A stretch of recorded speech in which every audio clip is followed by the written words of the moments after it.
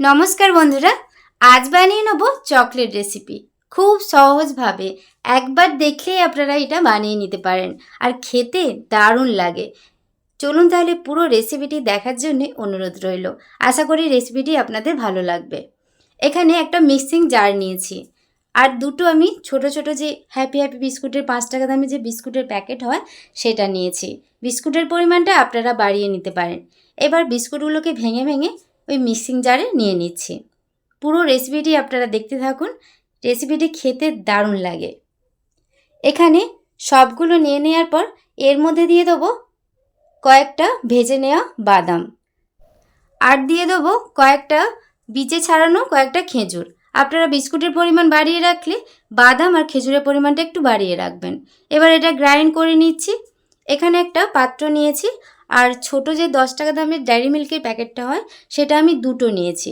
এর প্যাকেটটা কেটে ছোট ছোট টুকরো করে ওই বাটির মধ্যে নিয়ে নিচ্ছি। আমার চ্যানেলে আপনি যদি নতুন হয়ে থাকেন প্লিজ আমার চ্যানেলটি সাবস্ক্রাইব করবেন আর পাশে থাকা বেল আইকনটা পুশ করে দেবেন আমার নতুন ভিডিও পাওয়ার জন্যে। সব ডেয়ারি মিল্কটা আমি নিয়ে নেব। এবার এটা গরম ভাপে এটাকে আমি গলিয়ে নিচ্ছি। এখানে একটা ছোট্ট হামাদিস্তা নিয়েছি, এর মধ্যে ভেজে রাখা কয়েকটা বাদাম ওর মধ্যে দিয়ে দিলাম। এবার এটা কুটে নিচ্ছি আর এটা সম্পূর্ণ একদম মিহি করব না, একটু গোটা গোটা থাকবে। দেখুন এই রকম ভাব। এবার এটা আমি তুলে রাখছি।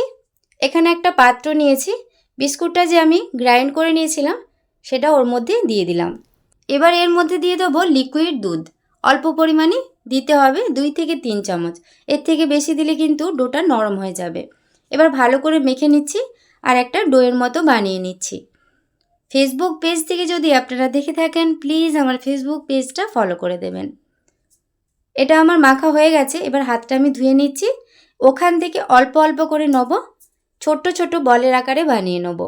হাত দিয়ে প্রথমে একটু চেপে নিতে হবে, তারপর ছোট ছোট বলের আকারে বানিয়ে নিচ্ছি। দেখুন এইভাবে প্রত্যেকটা বল আমি বানিয়ে নেব। রেসিপিটি ভালো লেগে থাকলে প্লিজ একটি লাইক কমেন্ট শেয়ার করে দেবেন।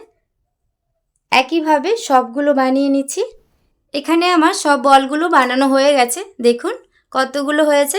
এবার এটা আমি নর্মাল ফ্রিজে 15 মিনিটের মতো রেখে দেবো, বলটা যাতে শক্ত হয়ে যায়। এখানে ডেয়ারি মিল্কটা আমি গরম জলের ভাপে আমি এটা গলিয়ে নিয়েছি। এবার এর মধ্যে দিয়ে দেবো সেই কুটে রাখা বাদাম। অল্প পরিমাণে দিলাম, ভালো করে মিশিয়ে নিচ্ছি।